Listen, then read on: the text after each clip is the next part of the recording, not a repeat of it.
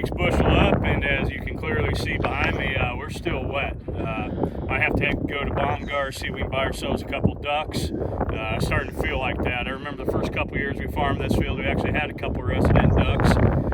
Obviously with the drought the last couple years, they had to find new surroundings. We'll see if they come back. Remember us hang out in our ditch all summer. But couple things about this rain. Hey, it's hard to complain about rain, but I know the calendar's ticking away.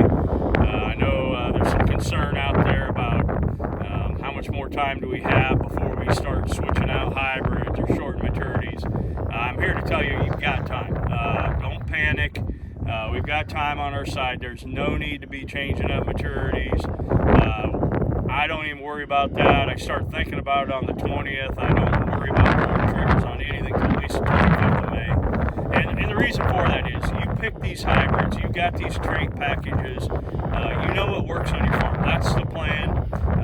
Stick to the plan. We've still got plenty of time. Most of our dry down, the finish of our crop, that will we finish, so forth, how late will harvest go, that's all determined by the heat we get in September, August, September, October. Our early harvests have come about the last couple of years because of the heat we've had in August and September.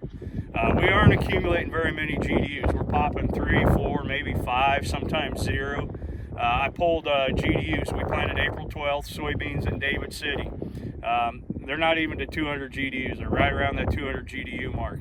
And of those, pretty much those first 4 or 5 days accumulated 70 of those GDUs.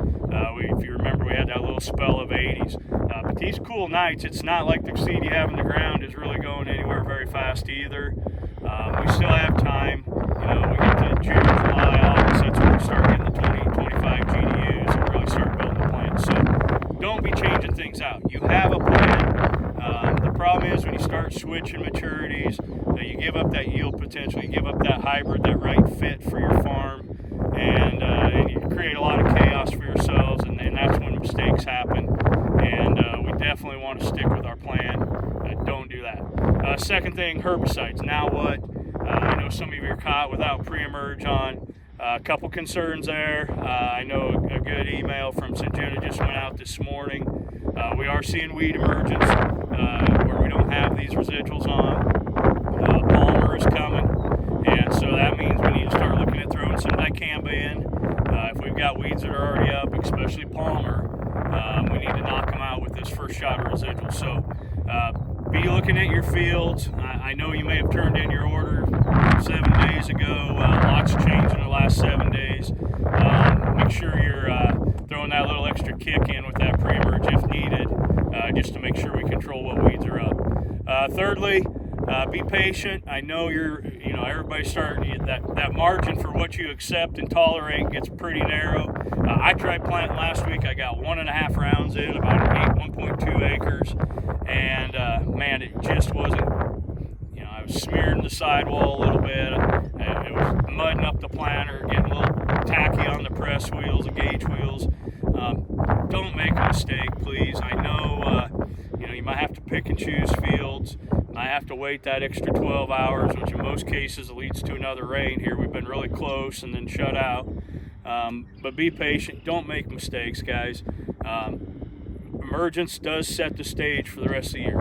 And so we don't want to get that sidewall compaction where we don't get proper rooting. Just be patient. We may have to adjust our planter, take our 2x2 discs out so we can just slot in, try to disturb a little less soil. We'll see what happens here the next few days. But be thinking about what adjustments you can make. How can you maybe float those planters a little bit and not put so much pressure and create that smearing in the soil. So be cautious, be patient. I know it's getting desperate for some of you, and I feel it. I'm not sleeping real well at nights. I'd rather be working and having the crop in the ground. Hopefully this week we'll cooperate, and we'll talk to you next week, and hopefully we've all made some progress.